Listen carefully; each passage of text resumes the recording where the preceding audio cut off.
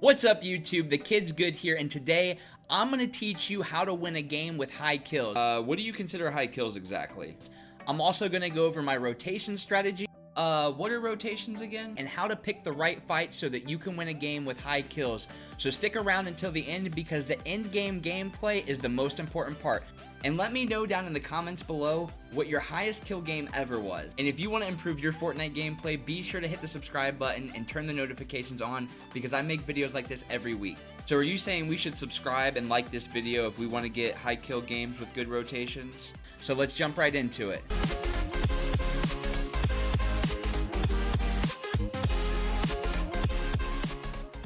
So like I like to preach in a lot of my videos, I am not a huge fan of jumping in the first 1/3 or 33% of the bust path because I think a lot of RNG things can happen there. I try to jump a little bit late, but I always want to jump somewhere where I'm at least going to come out with, 2 to 3 kills, especially if I'm trying to go for high kills or, medium kill game.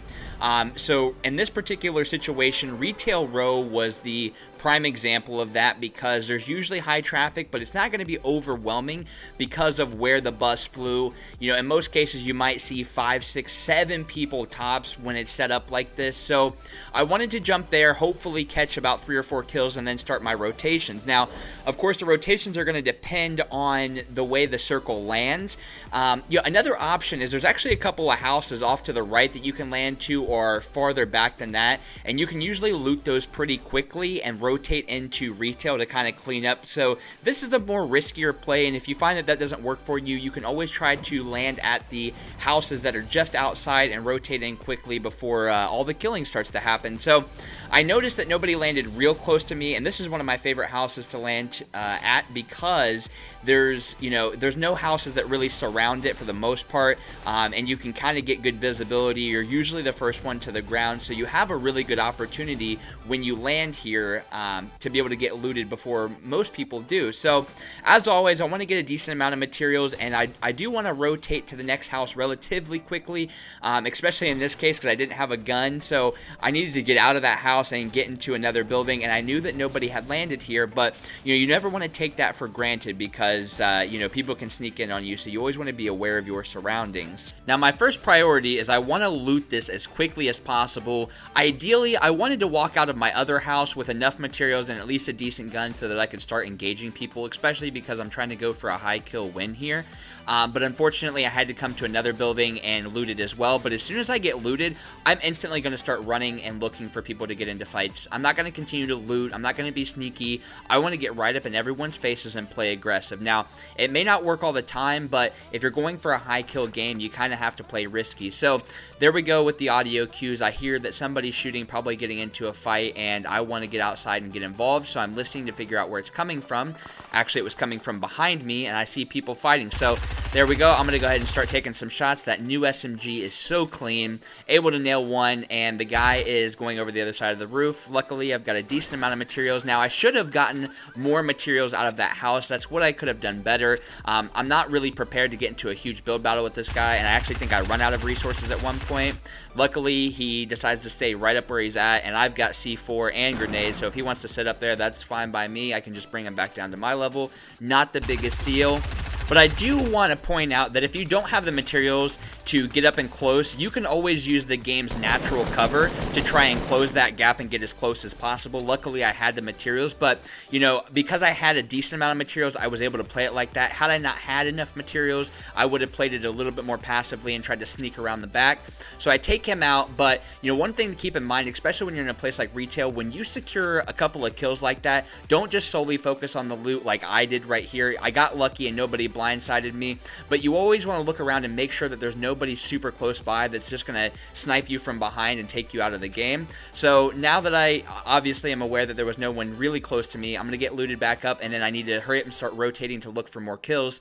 But one of the things that I really wanted to make sure that I focused on right here is that if you look at my materials, I had, 170 materials, which isn't enough at this point in the game with 37 people left to be comfortable. So I knew that the people that landed on the other side of retail would be rotating here shortly, and I needed to have materials in order to fight them. So I'm going to sit here for a little bit and gather some materials because, especially in the early to mid game, whoever has the most materials can usually win the fight, because that's going to give you an advantage, and a lot of times it actually gives you a super good height advantage. But don't remember, I'm still focusing on the high kills, and with only 35 people left, that time is dwindling. So I'm going to slowly start getting a little bit more aggressive, and I'm going to start pushing towards them. I could have been more patient and sat back, but, you know, what if there was 2 other people over here and they got into a fight, and I could have capitalized on taking out, you know, let's say 2 people out of the game. So I'm going to come out here and see if I can't draw some fire. Sometimes I'll do that. Sometimes I might even knock down, so like if you see there, I'm knocking down trees entirely, and I know a lot of tip videos will talk about, you know,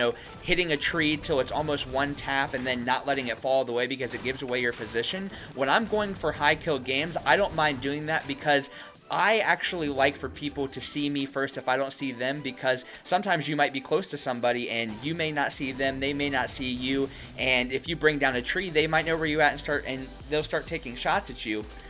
You just have to be, you know, really aware of your surroundings and being able to rotate and get into a good position when that happens. But, you know, when you're going for a high kill game, it's all about risk versus reward, and I think that knocking down trees so that somebody takes shots at you for another opportunity to get more kills is worth the risk, in my opinion.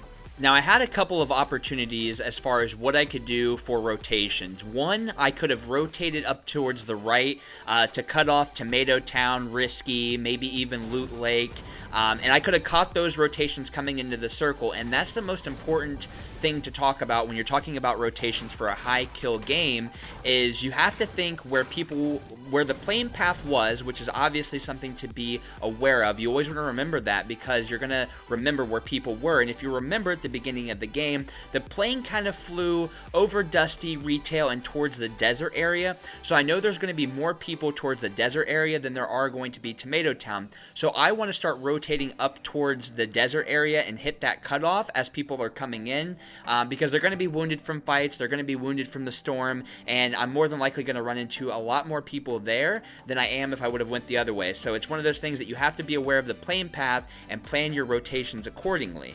Now, since I have about another minute before I run into somebody, one of the things I wanted to talk on is the amount of materials for the point in the game. So, you know, usually in the beginning of the game, I don't like to go for my first set of kills until I've got about 150, 200 really comfortably if I have the opportunity before I start fighting. Now, once we start approaching the mid to late game area, which is where we are right now, I want to have about 700-800 resources, because, you know, what can usually happen is, let's say if I were to find somebody and get into an engagement and we got into a little bit of a build fight, if I were to get third-partied, which is where somebody comes into the fight because they hear you and another person fighting, then I've got to defend against 2 people, and if I've only got 400 or 500 materials, that's not going to go a long way. So I personally don't feel comfortable unless I've got about 700-800 resources to defend against those fights. So, like you can see here, I'm trying to push towards the desert, and I'm pushing almost out of the circle, looking for people. I'm trying to catch anybody and everybody who survived this area, and I'm trying to capitalize on that. Now, I didn't get as lucky as I would have liked to, and that's why this is a sort of high kill game, because, you know, had I rotated maybe sooner than I did, I may have caught more people and got more than the 9 kills that I actually end up finishing with. But, you know, sometimes you get lucky, sometimes you don't, and this is the most recent semi-high kill game I've had in the last, let's say, week, and I really wanted to make this video for you guys to talk about these rotations. So luckily I saw a llama, and we've got a guy right here. I don't want to take shots until I'm out of the storm, because I don't want to get into a fight until I'm in the storm, or out of the storm rather. Luckily this guy kind of played like a bot. He was a little bit passive, and I've still got my C4. I'm not going to go get in his face. I'm not going to risk it, especially when I have C4. No idea what he's doing. There we go with the SMG. Terrible shots. So we're going to go ahead and capitalize on his loot, and, you know, there again, speed is a priority. I need to loot him and move on to the next rotation possible. I need to get out of here as quickly as possible, and I really wasn't moving as fast as I should, and this really isn't the best example of rotations, and the reason I say that is I kind of got put into a bad position. You can see where I am on the map.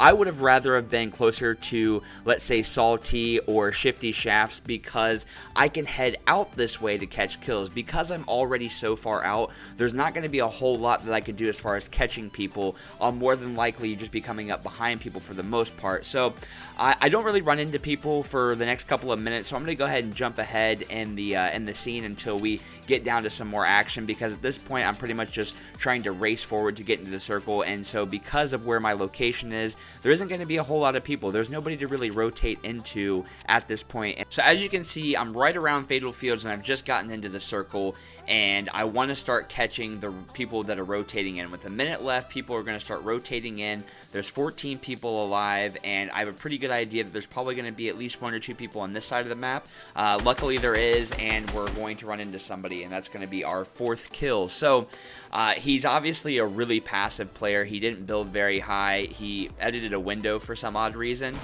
So I knew I could be a little bit aggressive. You can usually tell a play style from somebody pretty quickly, and that usually determines how I react. So when I start to engage somebody within 5 seconds, I'm going to change how I play against them based on what they do. Keep that in mind. You know, when somebody sees you, the way that you react is going to be how they approach the kill. And so we've already hit this guy for white damage. I'm going to keep throwing C4. I don't want to give him the opportunity to heal up.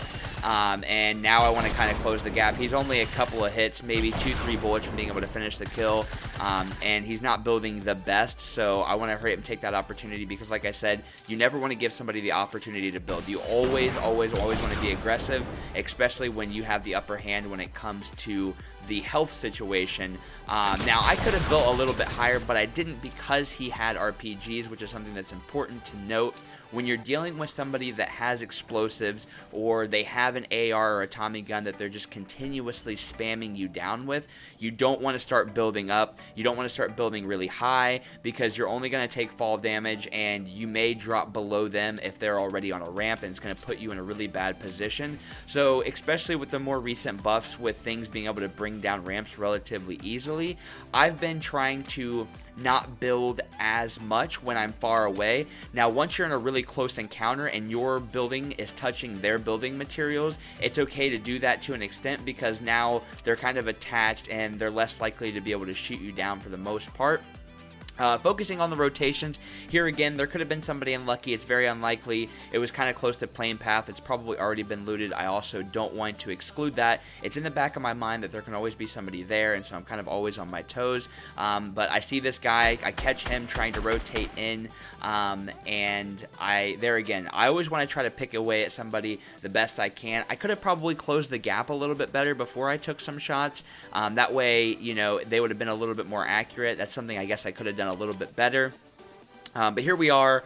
We're down to almost the top 10 if you include myself. I've got 4 kills, and I think I wipe about half the lobby, because I finished the game out with about 8 or 9 kills here. So I don't want to jump down on his level. I guess I could have been a lot more aggressive here, and I think that's my biggest mistake. Was I was probably playing a little too passive, and I'm trying to find my playstyle when I'm trying to go against getting high kill games. Is there's a balance between playing overly aggressive and too passive, and this was a too passive of a play. You know, nobody really would have had the height advantage on me, you know, for the most part. I could have got down there, and I could tell by his reaction that, you know, I probably could have won the fight based on the way he reacted. So it was kind of not a good play on my part, and had I been aggressive, I probably could have, you know, got right up on him and probably finished the kill. I don't know, I may actually kill him later on in the game. I'm not 100% sure where he goes. So here we go. I'm pushing into one of the final circles, and this is where you want to start gaining high ground, because as you know, people in the final circles, they always want to fight for the high ground. And it's important to note that high ground locations are also good fighting spots. When there's only 1 or 2 mountains that are left inside the final circle, and you go up there and start building, it usually attracts a lot of people. At least for me, that's one of the things that I want to do, is I want to head straight for the high ground. So whenever there's an opportunity where it's the last one, I try to take advantage of it. I see a trap in there. I wasn't really sure, so I just threw a trap down on the floor, and lo and behold, somebody was in there trying to tear out of the roof. It literally caught me off guard, and it's actually kind of comical. So I bring him down, and I didn't see his trap. Luckily, my noob mistake didn't cost me my life, because I had enough health. I'm still pretty surprised at this point. I almost clipped it and put it on Instagram because I thought it was really comical because I didn't even know he was in there. And sometimes I'll do that. I'll run past these shacks and I'll just throw a trap down, and rarely it gets me a kill, but in this case it actually did. So now that that's done, I want to take out the trap, obviously, replace it with a wall, and get whatever loot he had so that we can continue forward. And, you know, here again, another tip for myself is I should have been looting a lot faster. Time is of the essence. You always want to hurry up and loot and move on and get to the next location, because every second that passes is just more time that people are going to be dying. So this guy shows up. He's spamming, you know, explodes at me.